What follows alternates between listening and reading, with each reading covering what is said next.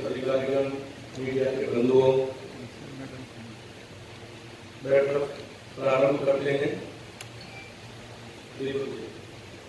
Media के बंधु, आप सभी का अभिनंदन है।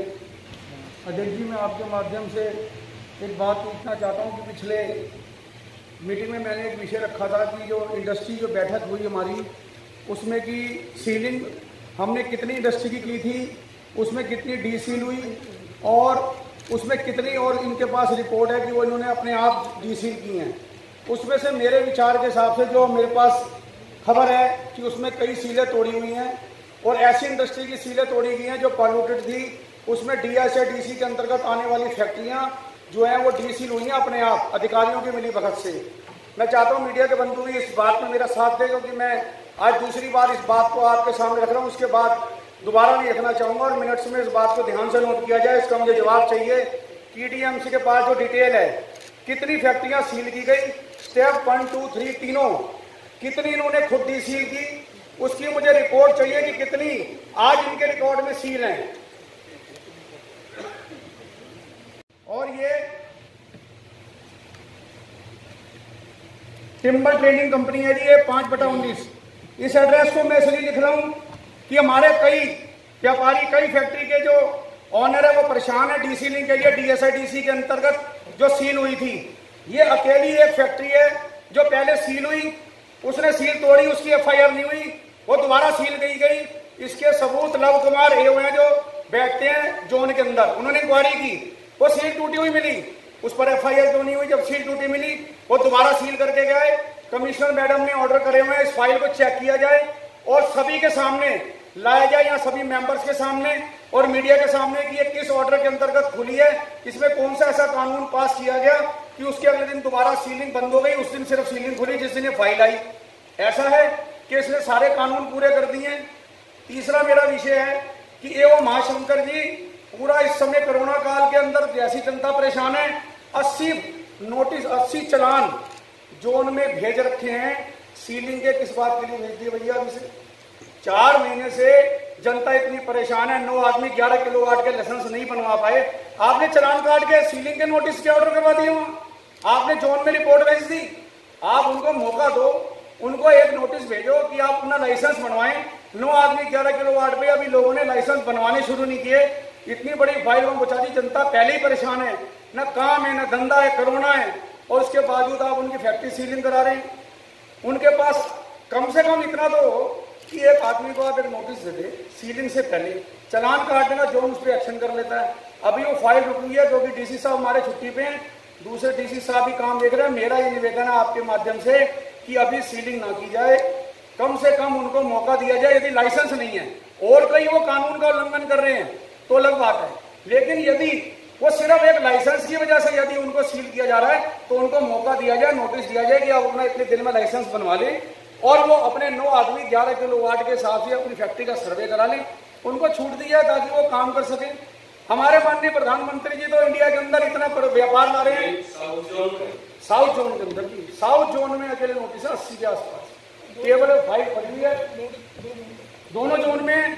लेकिन ये चीज मैं चाहता हूं कि अगर वो पॉल्यूटेड है तो बेशक सील किया जाए।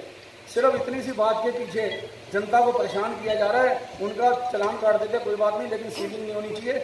और जो मैंने पिछला रिकॉर्ड मांगा जी, मुझे आपके माध्यम से जरूर चाहिए कि आज भी उसका जवाब नहीं आया है। मुझे पूरी डिटेल चाहिए, स्टेप 1, 2, 3 सीलिंग कितनी हुई, कितनी डी सील इन्होंने की और कितनी इनके हिसाब से आज की तारीख के अंदर सील्ड है, और उनका सर्वे करवाऊंगा जी दोबारा में। धन्यवाद। की अनुमति से इसी विषय में एक बात जोड़ना चाहता हूँ कि अभी आज मेरे वार्ड में भी और साथ के कई वार्डों में एलाइज घूम रहे हैं, और वो जैसा कि दीपक जी ने कहा और जैसा इस सदन में भी बताया गया कि सिर्फ और सिर्फ उन्हीं फैक्ट्रीज में जा रहे हैं जो सील की गई थी। परंतु मेरे संज्ञान में आया है डोर टू डोर की गति से ही सर्वे समझो हो रहा है, हर गली में, हर मोहल्ले में वो लोग जा रहे हैं, पूरे वार्ड में हाहाकार मचा हुआ है। हम किसी को रोजी रोटी नहीं देने की स्थिति में, परंतु आज यदि हम ऐसा करेंगे तो एक बहुत ही निंदनीय कार्य होगा। ठीक है, निगम को अपनी प्रक्रिया करनी चाहिए, जैसा दीपक जी ने अभी विषय रखा कि जो पोल्यूटेड इकाइयां हैं या जिनकी सील तोड़ी गई है, जानबूझ के तोड़ी गई है, उनके खिलाफ सख्त कार्रवाई के पक्ष में हम सभी पार्षद हैं, हम सभी आपके साथ में हैं। परंतु यदि अन्यथा अन्य किसी भी इकाई को जैसे हाउस होल्ड के अंदर आ रही है उसको डराया जा रहा है, धमकाया जा रहा है, उस पर उसने लाइसेंस के लिए अप्लाई कर पाया या नहीं कर पाया, उसके लिए समय देना पड़ेगा। कोरोना काल में पूरी दिल्ली का पूरा विश्व प्रभावित रहा तो हम उससे अछूते नहीं रह सकते। हमें इसके पीछे जो उनका हेतु है उसको समझते हुए अपना जो अथॉरिटी है, अपना लाइसेंसिंग डिपार्टमेंट है, LIC जो जा रहे हैं, इनको सचेत करना पड़ेगा कि ऐसा कार्य इस विषय में नहीं होना चाहिए। धन्यवाद। 3 साल के अंदर मुझे समझ में आया स्टैंडिंग कमेटी और हाउस इनका कोई औचित्य नहीं है। हर महीने हाउस करते हैं, हर हफ्ते स्टैंडिंग कमेटी करते हैं। अलका जी आप DC भी रही हैं और MCT के आप एम्प्लॉई हैं। ये बाहर से लोग आते डेपुटेशन में तो मान सकते हैं। ये लोग यहाँ आते हैं, अपना इनका अपना कुछ स्वार्थ होता है तो सिद्ध करते हैं, इसके अलावा कोई काम नहीं करते। 3.5 साल में अध्यक्ष जी मैं स्टैंडिंग कमेटी चेयरमैन का मेंबर ही रहा, जोन चेयरमैन भी रहा और दोबारा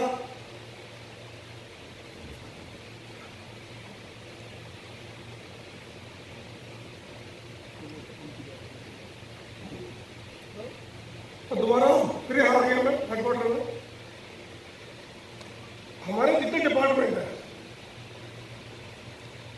सबके सब अध्यक्ष जी संवेदनहीन हो चुके हैं। उनके अंदर से जो आत्मा है ना मर चुके हैं। छोटे अधिकारी से ऊपर तक सब अधिकारी इस काम में लगे हुए हैं। 3 साल के अंदर हमारे वाइस सेक्टर इंस्पेक्टर सर्वे करने जाते हैं, पीके चुप करते हैं, किसी को सील करते हैं, किसी को नोटिस देते हैं और किसी को छोड़ देते हैं। जहां पर आया था सीलिंग के लिए, कार्रवाई के लिए, एक भी कार्रवाई अध्यक्ष जी पूरे नॉर्थ के अंदर कहने के बावजूद 3 साल के अंदर कबाड़ियों पर आज तक नहीं। DC महोदय बैठे विजय देना रंगेन जी 3 साल के अंदर जब से आप आए 2 साल में अब कितनी कार्रवाई की है। मेरे वार्ड के अंदर, सीमापुरी वार्ड के अंदर, बल्कि वहां की पीछे मोहिनी भी धरने बैठी थी, बिल्कुल ठीक बैठी है। उनके वार्ड के अंदर इतना आसान कमाड़ी होगा। मेरे वार्ड में C3 के अंदर मेरे कहने के बावजूद पूरे 1.5 साल में कोई कार्रवाई कुछ नहीं, कोई कार्रवाई मेरे वार्ड कोई कार्रवाई नहीं। वहाँ कार्रवाई करते हैं, कार्रवाई की होगी, कार्रवाई की होगी पड़ता है मन में ना कि हम क्यों आते हैं यहाँ पर, क्यों करते इस तरह हमारे आगे क्या हो सकते हैं। बहुत बिजी रहती है, MCT का कोई काम नहीं करती। इस बात को फालतू बोला, पिछली बार फिर बोल रहा है।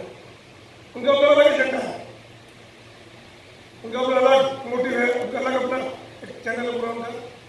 उनका सिर्फ MCT से मतलब ट्रांसफर पोस्टिंग है, कोई काम चलावन कर दिया 1 साल के अंदर। नॉर्थ जोन के अंदर बिल्डिंग डिपार्टमेंट के मैंने पहले स्टैंडिंग कमेटी में बोला हुआ कि दोनों स्टेट बिल्डिंग के चेंज होने चाहिए। एक यहाँ पर एक फैक्ट्री, यहाँ पर एक कम था साउथ में, अब पर एक होना चाहिए था, अब वहां के दोनों चेंज होने चाहिए बिल्डिंग के। पूरे 3 साल कहने के बाद इन अपराधी कहूं, लुटेरा कहूं, डाकू कहूं, इनको 20 गज का मकान, 22 गज का मकान बुक करते हैं और 200, 500, 400, 600 गज की बिल्डिंगें छोड़ देते हैं। मेरे कहने के बाद कई बार मैंने कई बिल्डिंगें लिखवाई प्रेम सिंह को, बिल्डिंग से प्रेम भी है कि इन बिल्डिंगों को कार्रवाई करो, बड़ी बिल्डिंग है, कोई कार्रवाई नहीं है। उल्टा जाके बोल दिया उसको लैंडलॉर्ड को कि दवा बना है जो चेयरमैन का ये तो सदन DC महोदय, मैं आपसे बड़े विनम्र कह रहा हूँ, हमें तरीके दूसरा करता है। जिस भाषा को समझते हो ना वो तरीके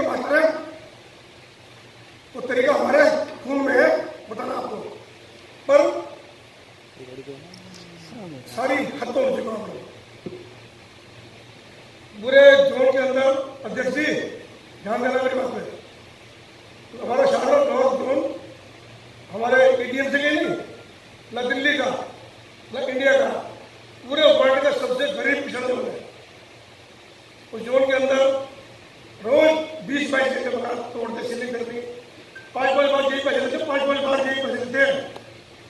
यही पहले लेंटर पे आएगा, दूसरे लेंटर पे तीसरे यही आएगा, चौथे यही आएगा, ऐसे नहीं आएगा, 5वां यही तोड़ जाएगा।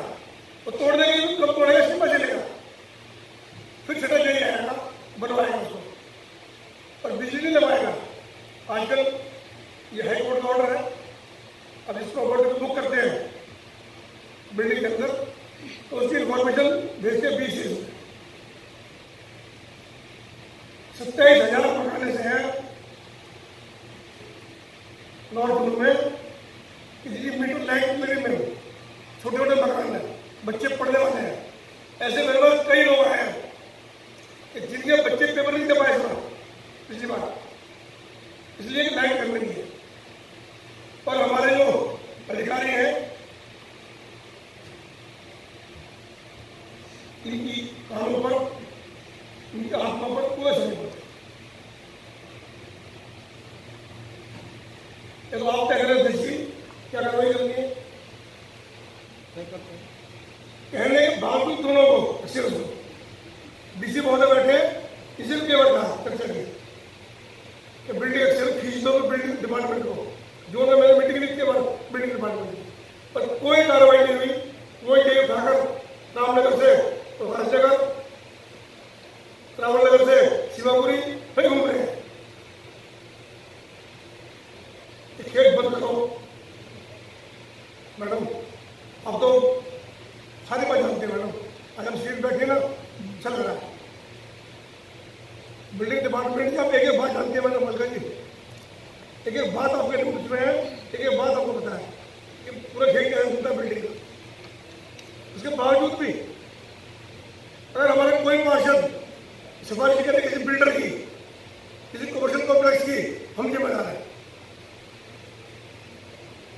छोटी बिल्डिंगों पर, छोटे मकानों पर ध्यान रखना है, और बड़े मकानों पर कहने के बावजूद बिल्डर मकानों पर तो कार्रवाई नहीं करते। कभी मेरे कहने के बावजूद एक बिल्डर से आपका एक्सीएम कितनी मोटी रकम लिया, कार्रवाई नहीं की, उसे पता और दिया कि मैंने फोन किया। मैं फिर कह रहा हूं आपसे डीसी महोदय मलका जी, एक बार आप बुला के दो डी एक्सेल को ना पूछ लीजिए उनकी इच्छा क्या है। और आप समझा रहे हैं नहीं हो ना, वो यहाँ से ऑर्डर हो गए, जोन में रोक लिया उनको, घूम रहे हैं एरिया के अंदर। बलवंत है, इंद्रपाल है, एक यहाँ पर आ गया, एक उनको रोक लिया गया।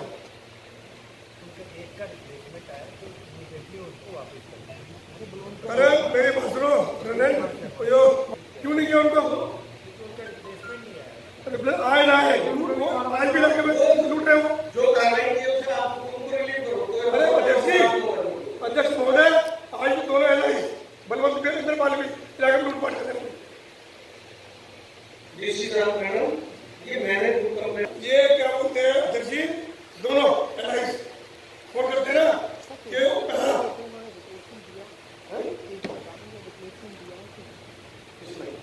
केडी आपने जी ऑर्डर्स आपने किए।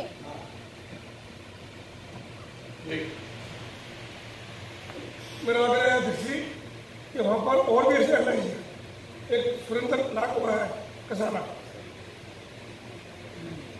इनको भी भेजा जाए। अरे डीसी महोदय, ये जो नीचे के लोग हैं ना, शायद आपको पता नहीं वो क्या करते हैं कि दिन में आपको भेजते हैं कई बार, ये पूरा स्टाफ आपके नाम पे लोग उठते हैं, डीसी महोदय बड़े कड़ा कर रहे हैं, पैसे बढ़ाओ। ऐसे लोगों पर नकेल लगाओ जोन के अंदर। देखो बोले सुरेंद्र कसाना, ठीक है नहीं, और प्रस्ताव क्योंकि भजनपुरा से शिवबिहार की रोड को और सिकुड़ जोड़ लेकर था, और एक कार्य भजनपुर से शुरू किया गया था और जलालपुर तक हो भी गया शिफ्ट का, लेकिन जलालपुर से शिव विहार काम करवाना है और वहां पर शिव विहार किराए तक इसकी चौड़ाई को 45 फुट। तो हमारी एक्टिविटीज चल रही रहता है, उनको वार्निंग भी दे दी गई, काम बंद करें। अपने छोटा रोड है, मेन एक ही मेन रोड है पूरे उस क्षेत्र का। हमारी 8 जो हमारे वार्ड है उनका एक ही रोड जाता है और सारे गुन्ना व्यापारी वहाँ हमके खिलाफ नहीं है और उनकी गाड़ियाँ सड़कों पर लगती है आड़ी तिरछी और रोड जाम लगता है। सड़क कोई बननी भी है, सड़क टूटी भी हुई है, पानी भरता है और गाड़ियाँ लगने की वजह से रोड जाम रहता है। तो मेरा आग्रह आपसे सदन के माध्यम से उस रोड के ऊपर तुरंत जो गतिविधियां है व्यवसायिक पूरे बंद करें और ये स्थायी समिति की सभा संकल्प करती है और सिफारिश करती है कि जलालपुर से शिव विहार किराए तक रोड के ऊपर व्यापारिक गतिविधियों को नागरिक सुविधा के लिए तत्काल प्रभाव से बंद किया जाए ताकि पब्लिक ट्रांसपोर्ट आसानी से चल सके। धन्यवाद। कई बार लगता है कि हाथी के दांत कुछ दिखाने के कुछ और, खाने के कुछ और। अगर एक अध्यक्ष जो इस मीटिंग को चेयर कर रहा है और अपने ही इलाके की किसी बिल्डिंग के लिए यहाँ पर बैठकर डीसी को ऑर्डर दे रहा है कि भाई वो बिल्डिंग सील होनी चाहिए या उस बिल्डिंग के छठा फ्लोर नहीं बनना चाहिए, तो ये अपने आप में बहुत शर्म की बात है। जब आपकी सुनी नहीं जा रही है तो क्या हम उम्मीद कर सकते हैं कि हमारी सुनी जाएगी? ये बिल्डिंग का खेल बहुत पुराना है और 15 साल से आप बीजेपी इस निगम में बैठी है, ये खेल अभी खत्म नहीं हुआ। गीता जी अभी अपने आप में शर्म की बात है, अगर आप वहाँ बैठकर अभी किसी ने ये कंप्लेंट की है मुझे, इसलिए मैं कह रहा हूँ, आदेश दे रहा हूँ। चेयर कर रहे हो, आप अपने रूम में बुला के भी आदेश दे सकते नहीं हम यही रहेंगे, हो रहा है, एक दिखावा है, आपको भी पता लगेगा कि कार्रवाई हो रही है, बीजेपी जो अधिकारी मिलकर करा रहे हैं वो एक दिखावा है आपका, क्योंकि मीटिंग के मुद्दे आपके पास कुछ होते नहीं है। एक पार्षद आपकी खुद की पक्ष की पार्षद जोन की मीटिंग में बैठ के रोती है क्योंकि उसके काम नहीं हो रहे, उसके खुद की बिल्डिंग या उसके जोगी मंडल को सील किया जा रहा है। एक विपक्ष की पार्षद एक कबाड़ी वाले को हटाने के लिए आपके निगम में धरना दे रही है, तो ये अपने आप में बहुत शर्म की बात है। तो ये सब एक दिखावा है, मुझे लगता है आपके पास मुद्दे कुछ नहीं है, आप केवल भटका रहे हो पब्लिक को, यहाँ पे गुमराह किया जा रहा है। आपके पक्ष में बैठे पार्षद आपसे जवाब मांग रहे हैं पिछली मीटिंग का, आपके पास उस मीटिंग का जवाब नहीं है। मैंने आपको पिछली 3 मीटिंग से जवाब मांगा जा रहा है आपसे कि जो लाइसेंस फैक्ट्री में जो आग लगी थी उसका आज तक मुझे कोई तरीके से जवाब नहीं दिया गया है। आपके माध्यम से कमिश्नर मैडम से चाहूंगी कि इस फाइल को दोबारा खुलाया जाए और जो वहाँ पे मृतक परिवार है उसको इंसाफ दिलाया जाए, जो भी अधिकारी इसमें दोषी थे उनको सजा दी जाए। तीसरा, अध्यक्ष महोदय, अभी भाई परवेश शर्मा जी हर बार बिल्डिंग की बात उठाते हैं, हर बार ये मैटर आता है और पिछले 3 साल से हम भुक्तभोगी हैं। हमारे इलाके भी कोई इतना बड़ा इलाका नहीं है पर बिल्डिंग का खेल खूब होता है उस इलाके में भी। मैं खुद कितनी बार कंप्लेंट दे चुकी हूँ, 7-7 मंजिल इमारत बन रही है और बहुत सारी जगह पर मीटर भी लग रहा है, लेकिन जहाँ 2 मंजिल और कोई अपना बना रहा है उस व्यक्ति का मीटर नहीं लग रहा है। गेंद को एक पाले से दूसरे पाले में फेंका जा रहा है। बिजली डिपार्टमेंट कहता है कि एमसीडी ने इसको बुक कर रखा है इसलिए इसमें मीटर नहीं लगेगा। एमसीडी पे जाओ मैडम और अनवस्था एरिया इसलिए मीटर नहीं लगेगा। जब वहाँ बिल्डिंग बन रही थी तब आपका कहीं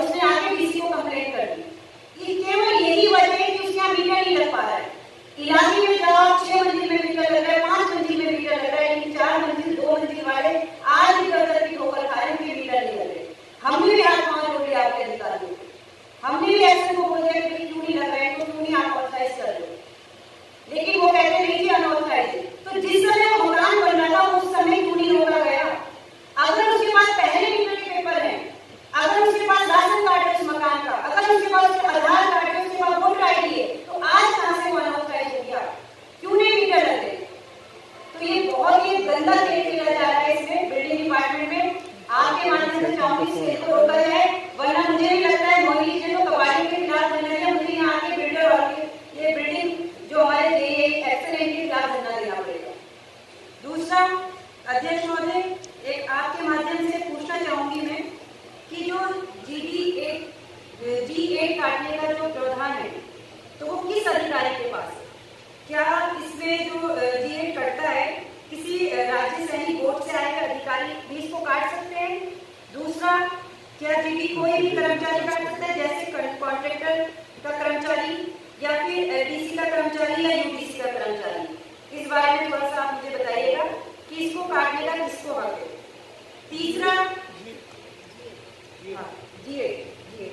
तीसरा, एक एडॉप्ट पॉलिसी होती है हेल्थ ट्रेडिंग लाइसेंस की। कई बार हमने देखा है ऐसी टर्म्स कंडीशन होती है कि कोई भी एक छोटा दुकानदार उस कंडीशन को पूरा नहीं कर पाता। तो उसमें जब पहले तीनों एमसीडी एक हुआ करती थी तो उसमें एक संविधान की धारा 226 में उसमें ये था कि समस्त नागरिक को स्वेच्छानुसार कार्य करने की अपनी मतलब आजादी है।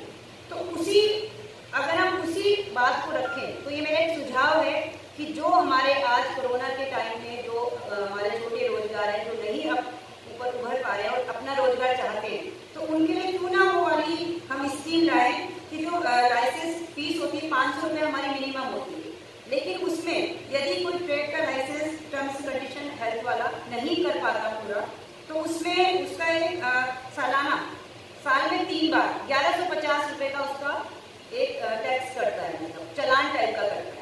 तो आपके माध्यम से चाहूंगी कि जब पहले ही एमसीडी तीनों एक की पॉलिसी थी तो क्यों ना उस पॉलिसी को अभी भी लागू किया जाए। पास लगभग बहुत सारे वार्ड वो एरिया में घूम नहीं पाता, उसने अपने नीचे या तो उसका सेक्रेटरी बोल लो या छोटा एडिशनल बोल लो, काम तो वो सारे करता है, जहाँ लेना देना सब काम करता है वो, लेकिन जब चालान काटने की बारी आती है तो उसके पास चालान काटने की पावर नहीं है, जो कि पहले थी अब नहीं है। तो क्यों ना वो एडिशनल जो आपने उनके नीचे रख रखे हैं PHI के नीचे, उनको एक पावर दी जाए ताकि जब वो एरिया में घूम ही रहे हैं और सारे उल्टे सीधे काम कर रहे हैं तो क्यों ना वो चालान काटे और जहाँ गलत काम हो रहा है उसका वो चालान काटे, उनको ये पावर दी जाए, क्योंकि एक PHI के बाद बहुत सारे वार्ड वो इलाके में नहीं घूमता। तो इस बात को भी संज्ञान में लिया जाए। धन्यवाद। बताओ आपको कौन खाता भी है?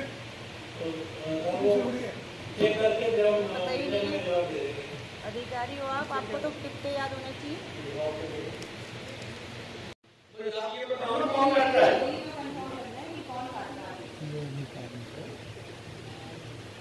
अगर आप अधिकारी हो तो कम से कम आपको इतना तो पता होना चाहिए कि कौन काटता है। हम तो नए पार्षद बने और पुराने अधिकारी हो। इतनी बात कहने में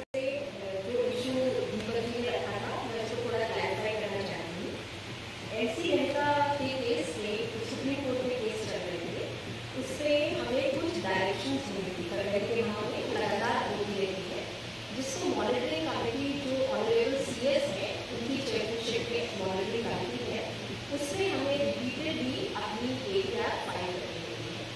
जहाँ तक दीपक जी ने पूछा कि हमने 1, 2, 3 में कितनी फैक्ट्री सील की, ऑफ हैंड जो मुझे याद करता है लगभग 900 फैक्ट्रीज हमने सील की है और लगभग 12,000 से ज़्यादा ही साइट्स ऐसी बताई गई थी जो वेकेट कर रहे हैं, या तो उसने अपना काम बंद कर दिया या उसने वेकेंट काम बंद कर दिया या वो खाली करके चला गया या उसने हाउस होल्ड लाइसेंस के लिए अप्लाई कर दिया।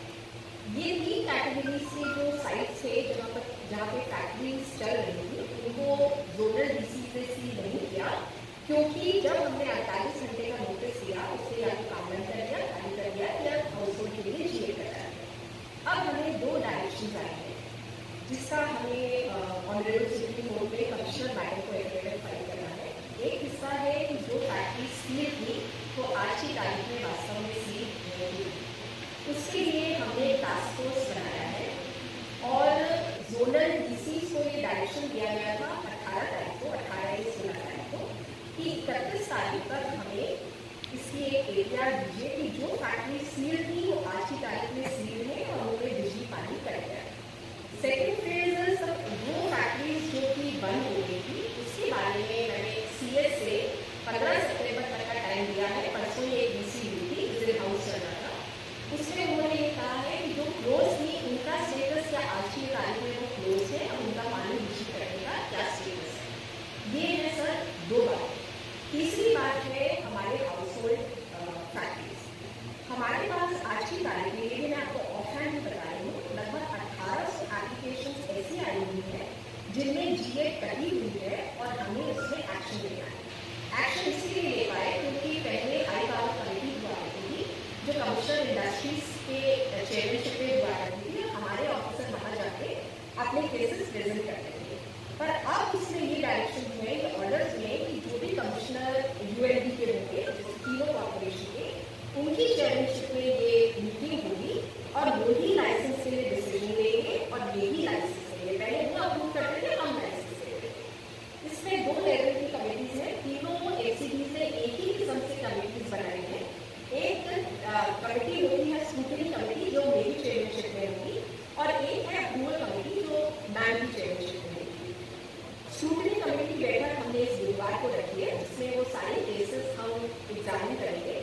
जिसको लाइसेंस मिल सकता है वो मैम के सामने प्रेजेंट होगा और जिन केसेस में लाइसेंस नहीं दिया जा सकता, जो हाउस होल्ड के लिए सही नहीं पाए जाएंगे, उनको सील किया जाएगा। आज की तारीख में जो जोनल DCs कह रहे हैं, जो अजय जी ने कहा कि LI बूम कहाँ है, वो 2 हिस्से में देखता है। पहला हिस्सा वो कि जो फैक्ट्रीज हमने सील की है जो लगभग 900 है, I could be wrong about the figure, लेकिन अंदाजन किलो में, और दूसरा हिस्सा जो क्लोज है जिसकी एक ही रिपोर्ट DCs को हमें आज देनी थी और दूसरी रिपोर्ट 15 को देनी है। तो LIs एरिया में घूमेंगे क्योंकि उनको उस लिस्ट के अनुसार रिपोर्ट तैयार करेंगे। और आई थिंक ये इश्यूज आपने सर हमसे पूछे थे जिनका जवाब है। अध्यक्ष जी, मैं बात चाहता हूँ उसमें दोबारा। जो फैक्ट्री सील हुई थी उसको हम डीसील कर सकते हैं क्योंकि आपने एक एग्जाम्पल दिया।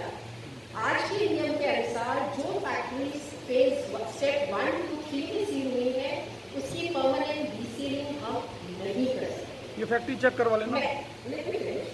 जो फैक्ट्री केवल एक फैक्ट्री शारदा साउथ में है जिसको परमानेंट सीलिंग के लिए प्रोसेस किया जा रहा है, जो मॉनिटरिंग कमेटी में भी गई थी पर उसमें डीसीलिंग नहीं हुई क्योंकि उस व्यक्ति ने जो मापदंड सुप्रीम कोर्ट ने फिक्स किया था उसके अनुसार नाम में एफिडेविट नहीं था।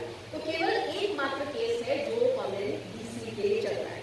टेम्परेरी डीसीलिंग हम कर सकते हैं अगर वो एफिडेविट दे, अगर वो उसके कुछ नियम है, मेरे ख्याल से कुछ पैसे जमा कराने होते हैं उन्हें, मिसयूज चार्जेस या कुछ, अगर वो कर दे तो उसके बाद हम मात्र टेम्परेरी डीसील कर सकते हैं 48 घंटे के लिए कि वो अपना सामान निकाले और उसके बाद हमें इसे सील करना है।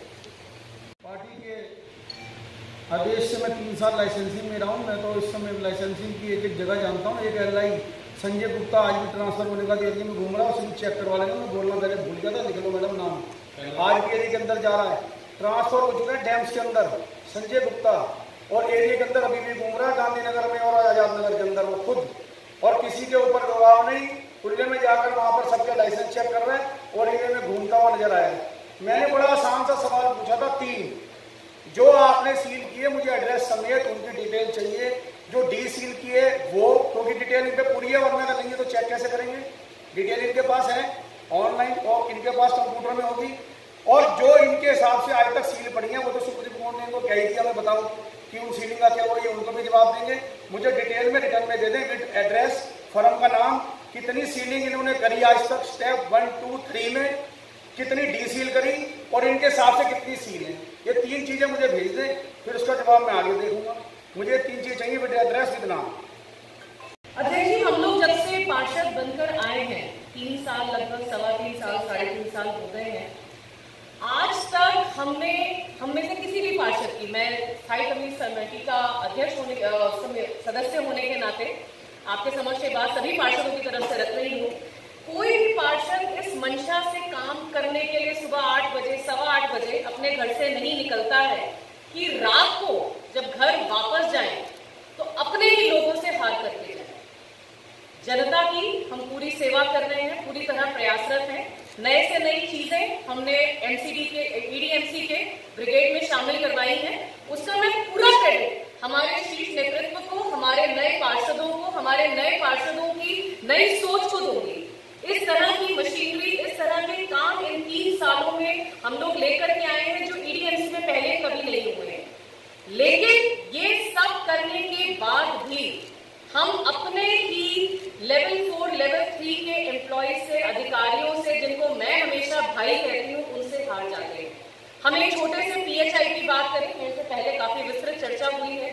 हम एक छोटे से पीएचआई की बात करें, हमारे प्रधानमंत्री जी ने एक ऐसा बिजनेसमैन जो 2 लोगों को रोजगार देता है, उससे लेकर ऐसा बिजनेसमैन जो 100 लोगों को, 1000 लोगों को रोजगार देता है, सभी को एक समान रूप से सबसे उन्होंने रिक्वेस्ट करी कि कोरोना काल में आप उनका ख्याल रखिए, जो आपके साथ काम करते हैं उनका ख्याल रखिए, उनको आप सैलरी भी दीजिए, उनके घर पर राशन पानी का ख्याल रखिए।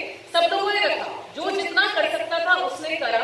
उसके बाद ये भी था कि कम से कम अगले 5-6 महीने तक जो लोग भी रेहड़ी पटरी लगा रहे हैं, जिनका रोजगार चला गया है, जिनकी दुकानें चली गई हैं, जो किराए पर थे, वो लोग रेहड़ी पटरी लगा करके कम से कम अपना काम करें। इतनी हम लोगों ने भी, आप में से शायद ही किसी पार्षद ने रिक्वेस्ट करा हो कि मेरे यहाँ इंक्रोचमेंट ड्राइव लगाई जाए। मेरे यहाँ बहुत रेहड़ी पटरी पड़ गई है, लेकिन पिछले 3 महीने में हमने कोई इंक्रोचमेंट ड्राइव नहीं लगवाई है। उसके बावजूद पीएचआई जो काम कर रहे हैं, अध्यक्ष जी, डूब जाने को मन करता है। जिस रेडी से, हम सबको पता है कि वो रेडी से पैसे उठते हैं, सारा एक सिस्टम बना हुआ है। जिस रेडी से अध्यक्ष जी 500 रुपए, 600 रुपए उठते थे, उस रेडी से अब वो 6-7 हजार रुपए मांग रहे हैं। 6-7 हजार रुपए, 10 टाइम्स पैसे वो उससे मांग रहे हैं। कोई तरीका है?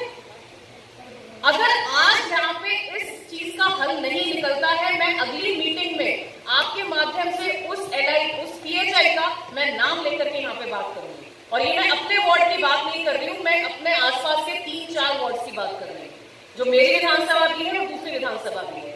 बहुत शर्म की बात है। हम किसी काम के लिए कहते हैं तो अधिकारी ऐसे हमारे आसपास एक मकर जाल बुनते हैं कि हम उनके रूल्स में, रेगुलेशंस में, सही में, गलत में, गिल्ट कॉन्शियस में दब करके रह जाते हैं कि भाई अपने किसी कार्यकर्ता का हम एक छोटी सी गाड़ी छुड़वा दें कि वो 5600 रुपए ना लेकर वो 3400 रुपए ले ले, वो 3500 रुपए ले ले, लेकिन हमारे कार्यकर्ता है, हमारा कोई साथी है तो उसकी गाड़ी छोड़ दे। तो हमें सारे नियम पढ़ा के जाते हैं, हम भी कहते हैं ठीक है जी, निगम को राजस्व कहां से आएगा। पर ये पीएचआईस, ये एलआईस हद कर दिए इन्होंने।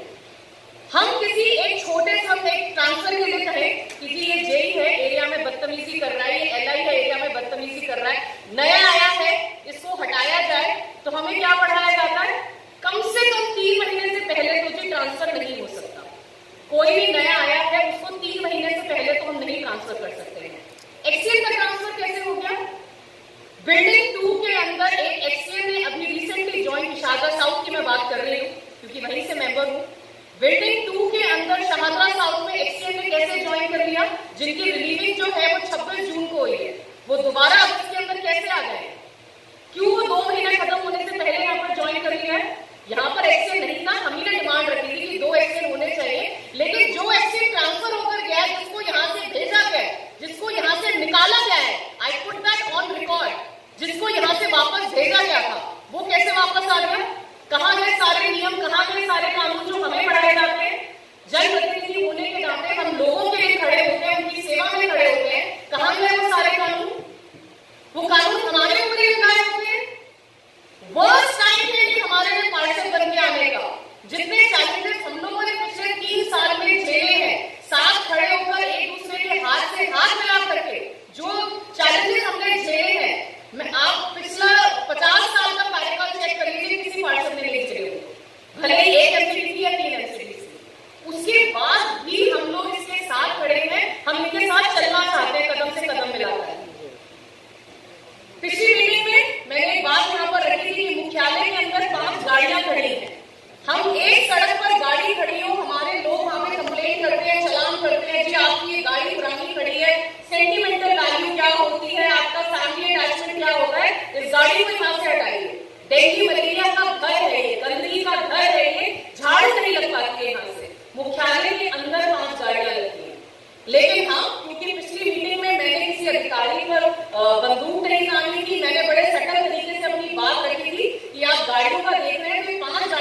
गाड़ियां खड़ी हैं, इनको हटाया जाए। अभी तक ये गाड़ियां यहाँ से नहीं हटी हैं। हम किस तरह का एग्जाम्पल सेट कर रहे हैं, हम किस तरह का उदाहरण सेट कर रहे हैं? मेरे पास दोबारा आज की मीटिंग से पहले एक आदमी ने वो फोटोग्राफ भेजी कि बहन जी ये आपकी 1.5 हफ्ता पहले मीटिंग हुई थी, उसके बाद आज भी ये गाड़ियां बनी है। मैं उस आदमी को कैसे कह दूं कि तुम्हारे घर के बाहर जो गाड़ी उतरी थी वो गलत उतरी थी और ये सही खड़ी है? मैं कैसे कह दूं उस आदमी को?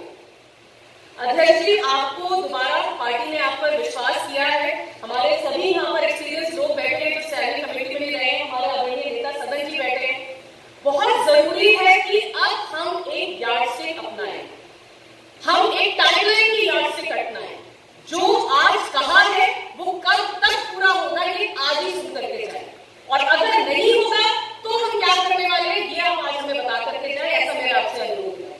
जवाब देना होता है, रात को चैन से सोना चाहते हैं कि जितनी मेहनत कर रहे हैं जनता से उसके लिए तारीफ मिले। सिर्फ हमारे ऊपर हमेशा भ्रष्टाचार होने का आरोप ना लगे कि निगम वाला आकर, जैसा कि भाई ने भी कहा कि सख्ती बहुत बढ़ गई है, पैसे बढ़ा दिए गए हैं। इसमें अधिकारियों में शायद आरोप कम लगता होगा, सबसे पहले हमारे ऊपर वो ठीकरा फोड़ा जाता है। अध्यक्ष जी, बहुत ज्यादा मन खून के आंसू होता है। आपको इसके लिए संज्ञान में अनुरोध करूंगी, थोड़ा सा और प्रखर होकर मुखर होकर आप इसके ऊपर संज्ञान लें। धन्यवाद। जय हिंद।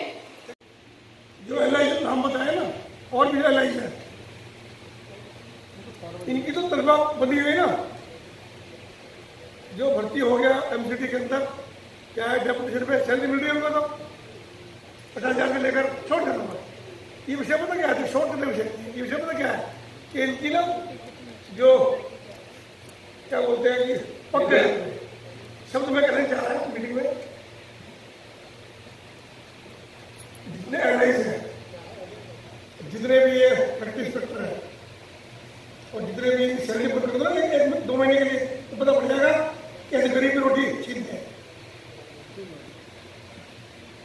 नीचे से लेकर वो कमीशन तक सैलरी कर दो 3 महीने की इनकी, ये पता लगेगा कैसे क्या होता है। नीचे सैलरी अलग लेंगे, ऊपर से अलग लेंगे, ट्रांसपोर्ट पोस्टिंग अलग लेंगे, बिल्डिंग से अलग लेंगे, सबसे अलग पैसे लेंगे। ठीक है, पैसे लेंगे पर आप आगे रहेंगे। अगली मीटिंग से पहले मैं तब आऊंगा, सारी बातें जवाब मिल जाएगा। और आज तक हमें पता ही नहीं कि हमारा पालन पोषण किसने करना है, कौन भाई बाप है, कौन हमारा वाला है, किसके आगे उन्होंने किसके आगे अपनी व्यथा रखे। सभी पार्षदों की स्थिति है, चाहे वो पक्ष के हो या विपक्ष के हो। आज भी हम एक छोटे से काम के लिए, क्योंकि एक थोड़ी सी नाली की भी मरम्मत करनी है, तो हमारे पास बजट नहीं है, हमारे पास पैसा नहीं है। हमने बहुत बहुत कोरोना योद्धाओं के विषय में, अपने कर्मचारियों के विषय में हृदय से आभार किया, उनका सम्मान किया, आज भी करते हैं। परंतु स्थिति ये है कि आज हम उनकी सैलरी नहीं दे पाए। बहुत दुख की बात है। आज डॉक्टर्स हो, हमारे अध्यापक हो, हमारे इंजीनियर्स हो, सभी की 2-2 महीने से हम सैलरी नहीं दे पाए। अभी मेरी बहन ने भी विषय रखा था कि ईडीएमसी ये कर दिया, वो कर दिया, पिछले हर मतलब उसमें होता, हाउस में हंगामा होता है कि सत्ता पक्ष ये कर रही है और विपक्ष ये कर रहा है, दिल्ली सरकार ये कर रही है। मैं अध्यक्ष से पूछना चाहता हूँ कि हमारा रखवाला कौन है? जहां तक मेरी जानकारी है, पूरे भारत में ये स्थिति है कि यह स्थानीय निकायों का भरण पोषण वहां की स्थानीय सरकार करेगी। मैं जानकारी चाहता हूँ अध्यक्ष महोदय कि हम डॉक्टरों को सैलरी कब देंगे? हमने कोरोना योद्धा बताया, कई डॉक्टर्स अपना पॉजिटिव पाए गए, उनके पूरे परिवार पॉजिटिव पाए गए। हमारे कर्मचारी सैनिटेशन वाले आज भी जूझ रहे हैं। आज भी मेरे वार्ड में कम से कम 6-7 कंटेनमेंट जोन बने हुए हैं। आज हम सुबह वहां सैनिटाइजेशन करके आए हैं। हमारा सिर्फ सफाई कर्मचारी वहां से पुराना उनका कूड़ा करकट उन घरों का उठाता है। आज दिल्ली सरकार ने मेरे को जानकारी मिली है और मैं तथ्यों के आधार पर कर रहा हूँ। मैं चाहूंगा बहन जी से भी इस विषय में हमारा सहयोग करें, क्योंकि हर बार विषय आता है कि हमने ये दे दिया, वो दे दिया। मैं तथ्यों के साथ अध्यक्ष जी आपकी सेवा में प्रस्तुत कर रहा हूँ कि आज की तारीख में भी हमने 1100.35 करोड़ रुपया दिल्ली सरकार से अपने हक का लेना है। हर विषय आता है कि हमने ये दे दिया, वो दे दिया। एक जोन की बैठक में विषय भी आया था, एक हमारे माननीय पार्षद ने रखा था कि आपको तो फीस मांगने की आदत पड़ गई है, परंतु उन्होंने बाद में अपना शब्द वापिस ले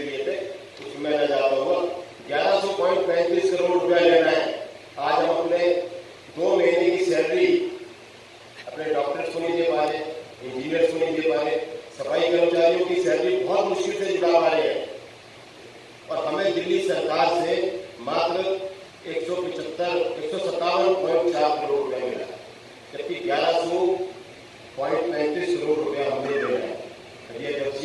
आज हम कॉन्ट्रैक्ट को जो हमारे कॉन्ट्रैक्टर है, हाई कोर्ट के आदेश के बाद भी हमने तय किया था, निश्चित किया था कि 3 करोड़ रुपए के हर महीनों में पेमेंट करेंगे, वो भी नहीं कर पा रहे। तो हम काम भी किससे लेंगे? कौन कॉन्ट्रैक्ट हमारी बात कॉन्ट्रैक्टर बात मानेगा? मैं अनुरोध करूंगा कि सैलरी का विषय है, आज 2 महीने से सैलरी नहीं दे पाए उन दोनों जगहों के लिए मैं चाहूंगा कि आप दिल्ली सरकार से जैसे भी बात करके इस विषय को अध्यक्ष महोदय, शादी बाजार की बात कोई आगे बताना चाहूंगी। अभी हाउस ही हाल ही में हाउस गया है और उसमें हमारे माननीय विधायक श्री अब्दुल रहमान जी ने सारी डिटेल में एक चीज बताई कि कितना दिल्ली सरकार ने पैसा दिया है। शायद उसका ध्यान उस समय उस बात पे ना गया हो, तो मैं दोबारा अनुरोध करूंगी अगली बार कि उन्हें सारे डिटेल उन्हें पर्सनली देते और रही बात कोरोना योद्धाओं की, तो आज दिल्ली सरकार ही है। आप कोई भी राज्य किसी भी राज्य में बता दीजिए कोरोना योद्धा को, एक दिल्ली सरकार ही ऐसी है। केजरीवाल जी कहते हैं कि एक कोरोना योद्धा है। आप ये सरकार से सम्मान की बात कर रहे हो, दिल्ली सरकार करेगी। जी, महानुभाव PHI और LIC हम बात कर रहे हैं। मैं हालांकि कभी सामूहिक बैठक में वोट की बात रखती नहीं हूँ, पर एग्जाम्पल से अपनी बात को कहना चाहूंगी। कोई भी आदमी अपने घर के अंदर पेड़ लगा होता है, घर के बाहर पेड़ लगा होता है, वो अगर उसकी व्यक्तिगत सिर्फ प्रूनिंग भी कराते हैं, हमारे हॉर्टिकल्चर वाले, हमारे पुलिस कर्मी वहां पर पहुंच जाते हैं कि आपने पेड़ कैसे काटते हैं। ठीक है जी, आपको पेड़ काटना अलाउड नहीं है, पेड़ की कंप्लेंट कीजिए, फॉरेस्ट में डालिए, ये करिए वो करिए, पेड़ काटना अलाउड नहीं है। बिल्कुल ठीक है जी, हम आपके साथ हैं। मेरे वार्ड में 2 नारियल पानी वाले हैं, मल्टीपल कंप्लेंट्स में उसकी PHI का मैटर नहीं है, लेकिन PHI और LI दोनों सिंक में चलते हैं। LI को मैंने इतनी बार कहा है, उसने सारे पेड़ PWD की रोड पर बैठा है, पूरी लंबी रोड है, एक ही रोड पर दोनों बैठे हैं, पेड़ उखाड़ करके वहां से उसने अपने नारियल लगाए हुए हैं। पीछे उसके सर्विस लेन के अंदर गार्डन था, उसको पूरा खत्म करके, रेजर ऑफ करके, सीमेंट का खड़ा बनाकर उसने अपनी झोपड़ी वहां पर डाली हुई है। हमने अभी लॉकडाउन के ड्यूरिंग जब ये लोग वहां नहीं थे, हमने दोबारा वहां पेड़ लगवाया और दोबारा उसने वही किया। इस तरह की पराकाष्ठा यहाँ पर हो रही है, अवहेलना यहाँ पर एक जनप्रतिनिधि के आदेश की हो रही है, जो उनसे रिक्वेस्ट मोड में की जाती है।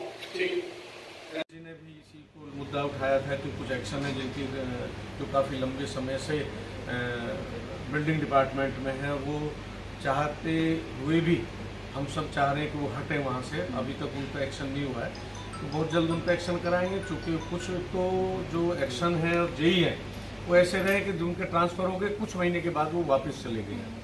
तो ये मामला संज्ञान में आया है, इस पर कमिश्नर मैडम से बैठ के चर्चा करके ऐसे लोगों को तुरंत हटाएंगे। जो जेई है उनकी सूची हमने मांगी है, कौन बिल्डिंग में कितने दिन से काम कर रहा है।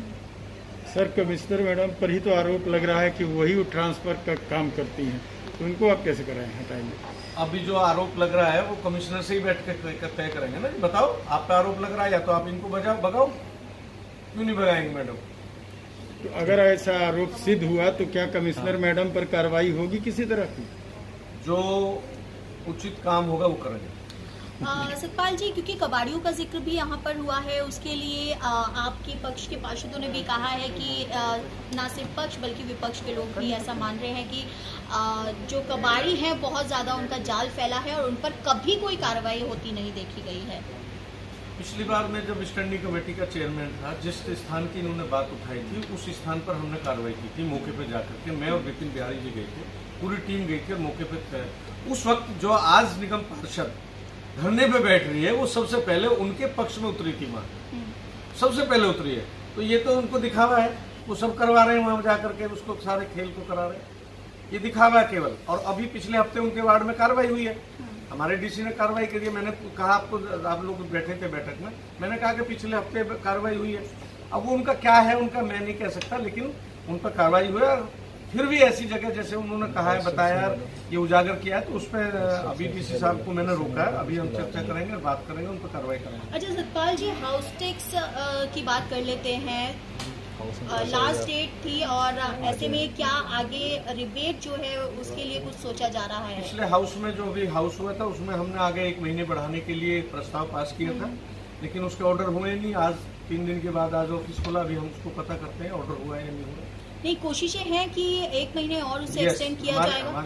हमारी तरफ से ये कोशिश है कि 1 महीने के लिए इन लोगों को छूट दी जाए। लेकिन सुनने में ये आ रहा है कि कमिश्नर जो है वो मान नहीं रही हैं इसे आगे एक्सटेंड करने के लिए, क्या ऐसा भी कुछ जिक्र नहीं, किया अभी कोई हमारे सामने ऐसी बात नहीं है। सुबह भी मैडम से मैंने चर्चा करी थी, तब भी उन्होंने कोई नेगेटिव बात नहीं की। सतपाल जी, आपने अभी मीटिंग के दौरान एक बात कही और डीसी को डायरेक्ट आप नोट कराया कि जिस प्रॉपर्टी की शिकायत मैंने तुझसे किया तूने उसकी भी रिपोर्ट नहीं पेश की, ये क्या मामला है? ये नहीं, ऐसा नहीं करी। किसी माननीय सदस्य ने मुझे आज ही वो प्रॉपर्टी बताई है, मैंने एड्रेस लेकर के डीसी साहब को ये कहा है इस पर तुरंत कार्रवाई करके आप मुझे बताएंगे। ऐसा नहीं कि मैंने पहले आपको बताया। नहीं, इससे पहले भी किसी चीज के लिए आप चर्चा कर रहे थे कि मैंने पहले भी कराया और मेरा काम तक नहीं हो रहा है, मैंने कहा, और मेरी शिकायत पर कोई कार्रवाई नहीं हो रही है। ऐसे आप मीटिंग में चेक करना सर, मिनट्स में चेक करना। सतपाल जी, बिल्डर्स की जो बिल्डिंग बन रही है वहाँ पर आपका जो एक्शन है वो नहीं हो रहा है, इस तरीके की पार्षदों ने जो है बात रखी है। लेकिन जहाँ छोटे मकान बन रहे हैं वहाँ पर कोई भी पहुँच जाता है और पैसे की डिमांड करता है, ऐसे में कार्रवाई भी करता है। तो अगर इस तरीके का कोई काम इलाके में हो रहा है तो किसकी मिली भगत जो है उससे हो रहा है? बिल्डिंग डिपार्टमेंट की बिना मिली भगत के तो हो ही नहीं सकता। उसी पर आज चर्चा थी, आपने देखा, उसी पर एक्शन पर गाज गिरनी है, उसी पर जेई पर गाज गिरनी है, उसी पर रही पर गिरनी है। लेकिन एक नाम छोड़ दिया गया इसमें, जो कमाऊ पूत है, वो उगाही करने वाला, वो है बेलदार। उसका नाम क्यों नहीं ऐड हुआ? क्योंकि वो तो अवैध तरीके से चल रहा है, वहाँ कोई डिप्यूट नहीं है, लेकिन चल रहा है उस जेई एई एक्शन सभी के साथ। अभी डीसी से बात करेंगे इसी बात में, अगर बेलदार कहीं है तो इन पर उनके खिलाफ जैसे पहले FIR दर्ज की, सबके खिलाफ FIR दर्ज हो। सतपाल जी, वर्षों से सुनते आ रहे हैं, जब से मैं कवर करता रहा हूँ एमसीडी, लगभग 10-12 साल हो गए मुझे। जब से मैं छोटा था। आप भी छोटे थे। तो 20 गज 25 गज जितने मकान पे वसूली करने जाते हैं, जेई बेलदार जो भी कह लो, आज तक ऐसा कोई ट्रांसपेरेंसी ऐसा कुछ नहीं आई है अभी तक कि ऐसा आप कुछ लाए हो कि ट्रांसपेरेंसी हो। ये जो 20 गज 15 गज और 40 गज की बात है, ये मोस्टली अनऑथराइज कॉलोनीज में है। अनऑथराइज जो कॉलोनीज है वो ये वहाँ है, तो जितना MCDs के लिए दोषी है उतना पुलिस डिपार्टमेंट के जो दोषी है, क्योंकि हर वक्त हम भी नहीं देखते, तो पुलिस तो हर वक्त बीट वाला तो 24 घंटे वहाँ रहता है, वो उसकी मिली भगत से भी बनते हैं वहाँ। कायदे से तो वो बनने ही नहीं चाहिए, अनऑथराइज कॉलोनी नहीं बननी चाहिए, लेकिन उनकी सबकी मदद से उसमें MCD के जो हमारे बेलदार, जैसा भी भाई साहब बता रहे थे, तो ऐसा कोई बीच का रास्ता निकले जो ट्रांसपेरेंसी हो, ये बात हमने को फायदा हो। जब मैं पहले स्टैंडिंग कमेटी का चेयरमैन था, हमने बात रखी थी, जो ऐसे सील है, जब बुक प्रॉपर्टीज है, उनको कुछ जुर्माना दे करके आप उनको रिलैक्सेशन दे दें, लेकिन उस बात को कमिश्नर मैडम ने क्या करते हैं, रूल में और उसमें लॉ में ऐसी चीज नहीं है, इसलिए वो नहीं हो पाया। ठीक।